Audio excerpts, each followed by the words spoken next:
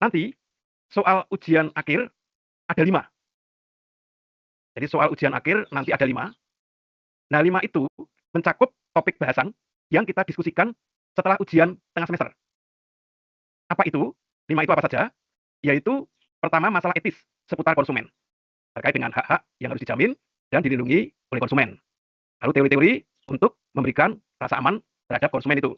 Itu. Lalu yang kedua, itu masalah iklan. Jadi persoalan etis seputar iklan. Lalu yang ketiga, itu adalah tanggung jawab konsumen, CSR. Lalu yang keempat, itu bisnis, lingkungan hidup dan etika. Dan kelima, etika bisnis multinasional atau etika bisnis internasional. Itu. Nah, waktu pengerjaan itu nanti 100 menit. Durasi waktu pengerjaan itu 100 menit.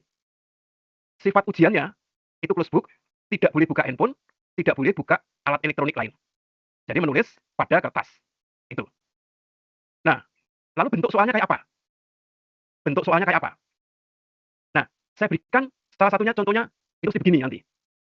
Misalnya terkait dengan bisnis internasional.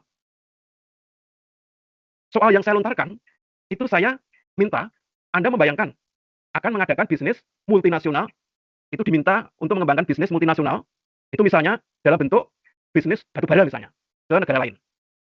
Nah, lalu pertanyaannya, bagaimana seandainya Anda mengambil sikap etis agar praktek bisnisnya itu bisa dikatakan baik secara moral? Nah, ketika pertanyaan semacam itu, maka dalam hal ini Anda juga tidak boleh cuma mengandalkan insting atau naluri. Nah, di sini jawaban yang bernilai tinggi apabila Anda mampu mengimplementasikan teori-teori yang ada dalam buku atau yang kita pelajari pada waktu diskusi di kelas. Nah, sehingga Anda mulai dari seandainya saya akan mengembangkan bisnis batubara di negara-negara lain, saya akan berpikir terkait dengan sikap moral yang harus saya kembangkan bagaimana. Dalam diskusi yang kita lakukan di kelas, kan ada 3 sikap moral. Yaitu di situ kita menghargai adanya relativisme moral. Nah, dalam relativisme moral itu kan prinsipnya, di mana kita itu berbisnis, kita hendaknya mengikuti standar moral yang diakui dan dijunjung tinggi oleh masyarakat tempat. Ibarat kita itu seperti bunglon. Bunglon itu kalau kita itu hinggap di daun berwarna hijau, kita akan mengubah tubuh kita menjadi warna hijau. Kalau hinggap di daun berwarna merah, bunglon itu akan mengubah bentuk tubuhnya menjadi warna merah. Kalau hinggap di daun warna ungu, bunglon itu juga akan bentuk tubuhnya akan berubah menjadi ungu. Jadi dalam relativisme moral itu berprinsip di mana kaki dipijak, di situ langit dijunjung. Ibarat kalau kita masuk kandang kambing ya harus mengembik. Kalau kita masuk kandang kuda ya harus melingki. Nah, sehingga sikap moral pertama yang harus saya pegang, kalau saya menganggap hal itu baik, saya harus beradaptasi dengan standar moral yang ada di masyarakat tempat. Ini. Jadi kita itu harus luas dan beradaptasi dengan apa yang diyakini dan dijunjung tinggi oleh masyarakat. Tapi saya juga akan mempertimbangkan dengan prinsip rigorisme moral. Rigorisme moral itu kan kita memegang prinsip yang kita yakini bahwa itu benar secara militan dan kaku. Jadi kalau bisnis batubara itu ternyata merusak lingkungan, nah menurut pandangan keyakinan nurani saya itu tidak etis. Sehingga meskipun dapat keuntungan, saya akan menolak. Saya tidak akan jadi mengembangkan bisnis batubara di situ. Karena bisnis batubara itu akan menimbulkan kerusakan lingkungan yang sangat besar, misalnya begitu. Lalu sikap moral yang ketiga yang sudah kita diskusikan bersama kan adalah moralitas naif. Nah, dalam moralitas naif kan kita tidak perlu mempertimbangkan moral-moral segala. Yang penting melanggar hukum atau tidak. Kalau ternyata itu dipandang tidak melanggar aturan yang ada, aturan hukum yang ada di negara tersebut, ya sah-sah saja, jalankan saja. Itu. Nah, dalam bisnis itu, dalam bisnis multinasional, itu ada 3 hal yang penting yang perlu untuk juga diungkap. Yaitu terkait dengan persoalan dumping. Lalu yang kedua adalah persoalan korupsi. Yang ketiga terkait dengan prinsip-prinsip moral apa yang harus dipegang dalam bisnis multinasional. Nah, di sini juga Anda juga perlu menyampaikan bahwa saya tidak akan mempraktekkan prinsip dumping. Loh, kenapa tidak? Karena itu tidak etis. Yang sudah kita pelajari bersama bahwa dumping itu akan berakibat itu melanggar prinsip kompetisi yang fair dan adil. Kita dumping itu kan jual barang ke negara lain dengan harga semurah mungkin. Nah, dengan harga yang semurah mungkin kan otomatis kompetitor kita kan hancur. Nah, setelah hancur, itu lalu kita pemegang monopoli terhadap produk itu. Nah, setelah kita memonopoli kan lalu kita bisa seenaknya menaikkan harga. sehingga lalu menguasai pasar. Dan dumping itu tidak etis karena merugikan produsen dari negara-negara importir yang lain.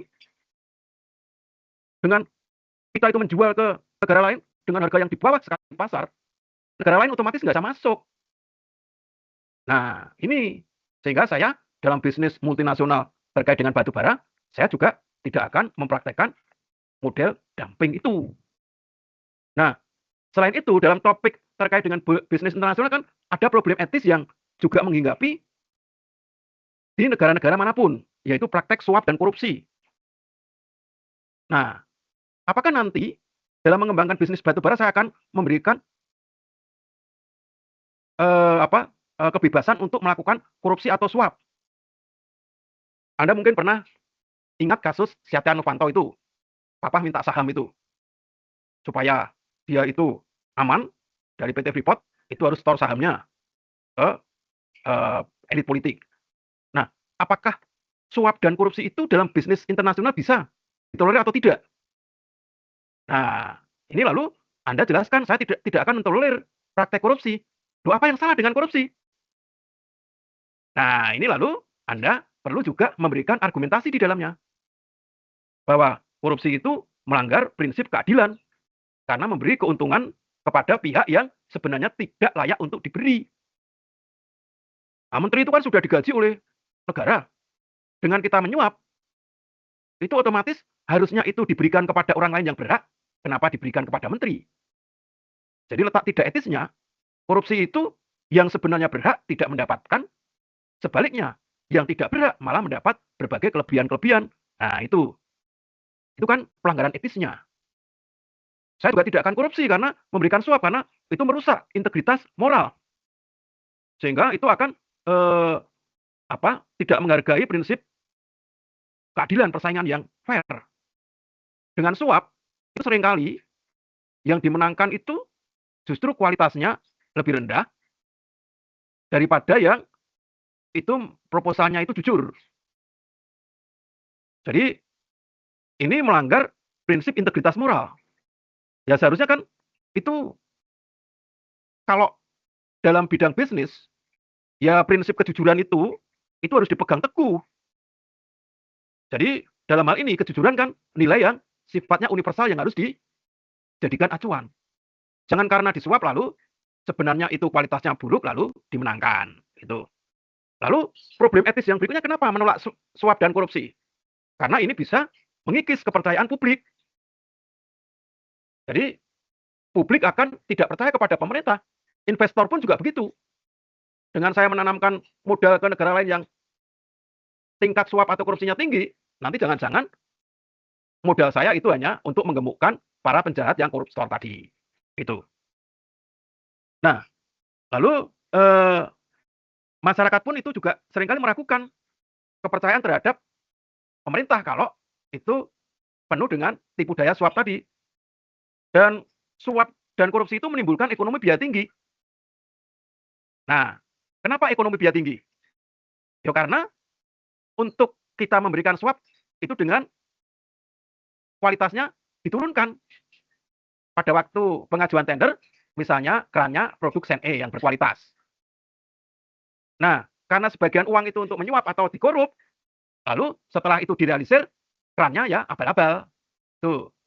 Nah, ini akan menimbulkan ya ekonomi biaya tinggi, lalu masyarakat tidak mendapatkan apa yang menjadi hak semula. Tuh.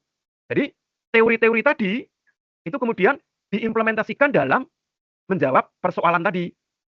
Nah, lalu diakhiri dengan topik itu kan diakhiri dengan prinsip-prinsip etis apa yang harus dipegang ketika kita melakukan bisnis internasional atau multinasional. Nah, di situ kan ada 10 prinsip itu, yaitu tidak boleh dengan sengaja mengakibatkan kerugian langsung ke negara yang kita akan jadikan lahan bisnis, lalu harus memberikan manfaat secara langsung kepada negara yang akan kita jadikan sasaran atau tujuan berbisnis. Jadi kalau misalnya kita mau mengembangkan bisnis batu bara di Korea misalnya, ya itu harus dipertimbangkan itu memberikan keuntungan pada masyarakat Korea. Lalu tidak boleh memberikan kerugian kepada secara langsung kepada dampaknya kepada Korea itu. Lalu juga yang ketiga kan itu harus memberikan kontribusi yang nyata bagi pembangunan negara setempat. Nah, perusahaan Freeport itu apakah benar memberikan keuntungan yang nyata bagi Indonesia atau justru merusak? Nah, itu perlu dipertanyakan terkait dengan tanggung jawab etisnya. Lalu juga harus hormat terhadap budaya lokal. Jadi hormat terhadap budaya lokal.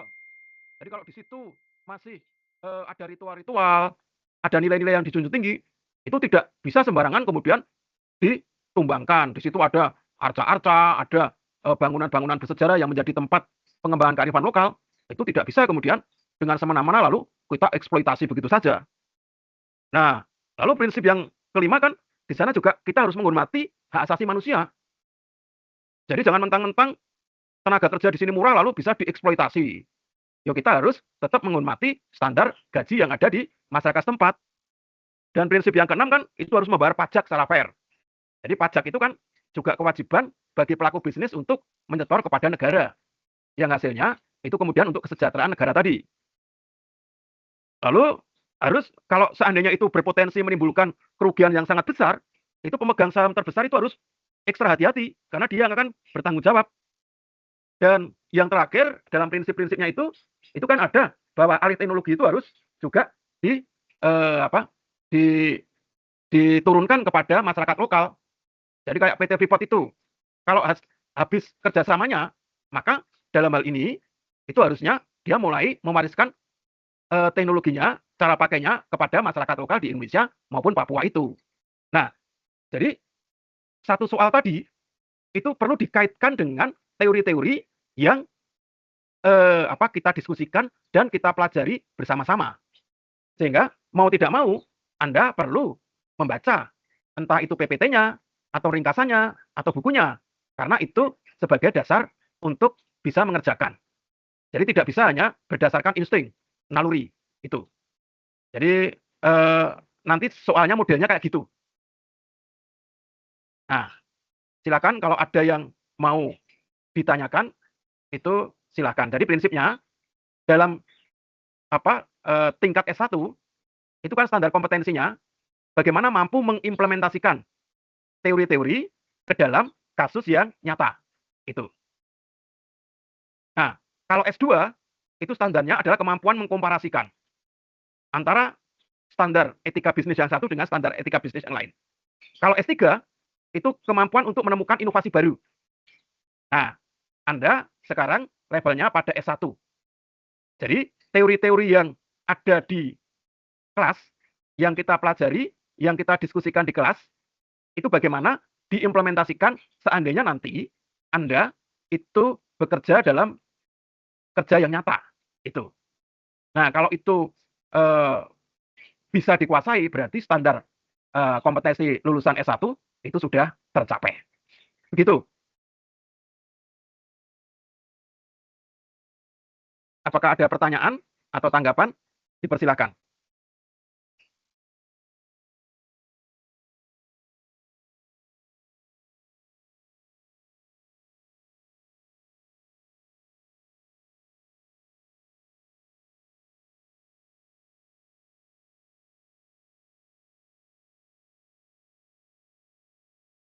Nah, kalau PPT Anda bisa kemudian dibagikan dalam grup gitu, itu untuk dipelajari bersama-sama, ya itu akan lebih baik.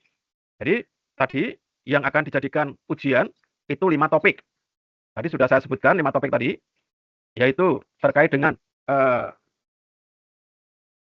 masalah etis seputar konsumen, lalu iklan, tanggung jawab konsumen, itu tanggung jawab sosial itu CSR itu, lalu bisnis, lingkungan hidup dan etika dan bisnis internasional.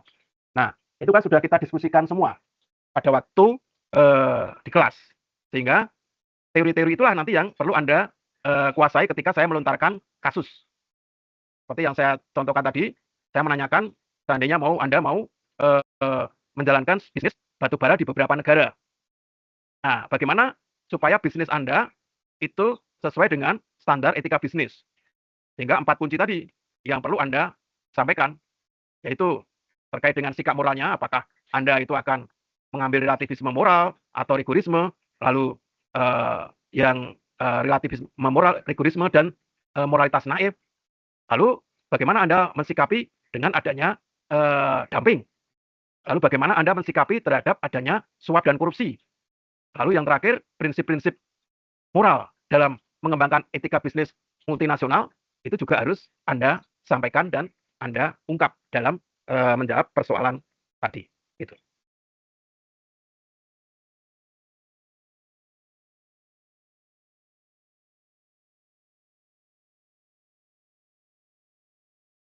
Silakan kalau ada yang mau ditanyakan. Semua sudah presentasi ya? Saya ingin responnya, semua sudah presentasi kan? Sudah, Pak. Sudah. Nah, itu. Jadi bahan-bahan itu kalau Anda mau kemudian unggah di WA Group itu untuk dipelajari bersama-sama, itu juga boleh, silakan. Atau kalau Anda mau membaca bukunya langsung di perpustakaan juga ada. Tapi yang pasti soalnya 5 itu saya ambil dari 5 bab tadi itu.